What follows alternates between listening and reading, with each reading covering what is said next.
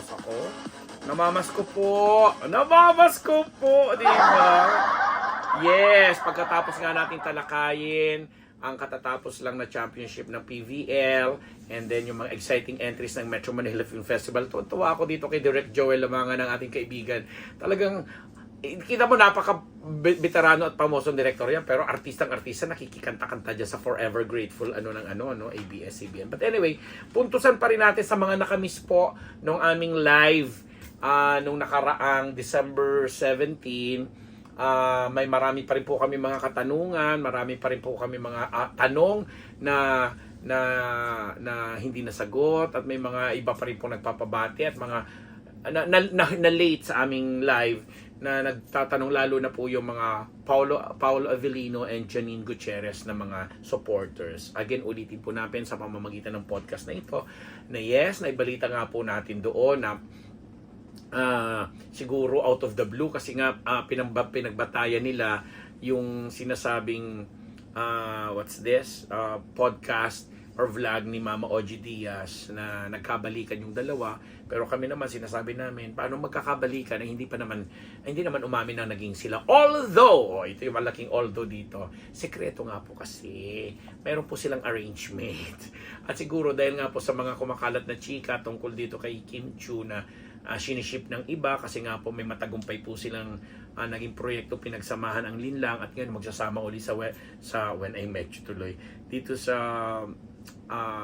What's Wrong with Kim, Secretary Kim, syempre, gano'n talaga paraan ng baka siguro na nababahala yung iba na baka naman mauwi nga sa ganun, ganyan. Pero sinasabi na po ng ating mga kaibigan, ng ating mga very, very reliable sources at mga closest friends na kaibigan din po ni na Paula Avellino at saka ni Jen. Actually ako mas doon ako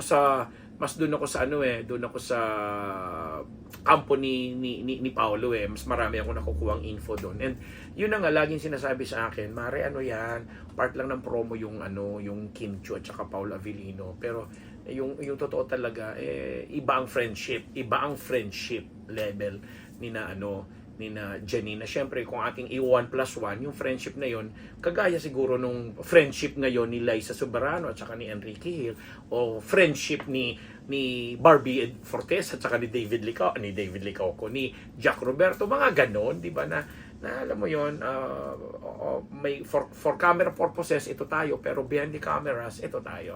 So nagkakaintindihan na po sila, at yun nga po ang sinasabi nilang palating hinihingi ng respeto, kagaya nga nung kung paano rin yung mga ibang tandems na nauuwi sa talagang trabaho lang. Kasi nga yung mga panahon na po ito, 2023 na, malapit na mag 2024, tanggap na po ng mga supporters, ng mga netizen, ng mga fans, ang not necessarily yung nagpapakilig po sa atin sa mga shows, sa mga pinapanood natin mga series nila, nagkakatuluyan sa totoong buhay, di ba?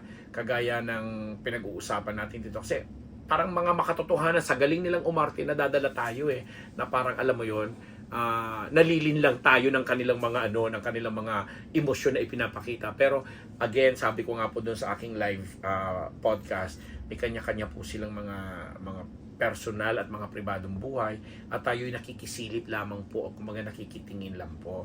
Ngayon, itong si Kim, alam natin ang pinagdadaanan niya ngayon dahil nga simula nga po ng parang naging kumpirmasyon ng pag-delete ng mga videos ni Sian Lim sa kanyang channel, YouTube channel ba ang tawag doon? Sa YouTube ba niya yon dinilit? Oo, na mga videos nila, kasama ng mga videos nila ni Kim, na parang kumpirmasyon nga daw po yun ng anong tawag dito? Kumpirmasyon nga daw po yun ng kanilang paghihiwalay, although wala namang nagsasalita, di ba? Although sa mga cryptic messages naman ito ni Kim, mahihinuha mo or malalaman mo talaga na pinagdadaanan siya. Kaya pabayaan natin na niya siguro, na pagdaanan niya yung ganung proseso para mas maging matibay siya bilang babae. Pero wag nang ipagpilitan pa yung gustong mangyari ng iba na i-push yung sa totoong buhay na maging sila ni Paolo. Kasi si Paolo po, alam natin na may ibang nililiyag at yan nga po ay si Janine Gutierrez. So hindi na ako magpapahaba-haba pa na sasabihin dito dahil alam ko po masaya po tayo ngayong Kapaskuhan. Again po, inaanyayahan ko po kayong sana kung meron din lang po kayong mga budget, meron din po kayong mga extra money na gusto nyong i-spend naman at tulungan po ang ating industriya sa pelikulang Pilipino. 10 pelikula po yan na magagandang pelikula na inihain po sa atin ng MMDA at ng Metro Manila Film Festival Commission or Committee. Yan nga po. Pero pinapakiusap ko na huwag ninyong kaliligtaan ang When I Met You in Tokyo ni Ate V. Yan lang po ako ang inyong lingkod, Papa Unbearable Ambet Nabus, dito sa Unbearable Channel!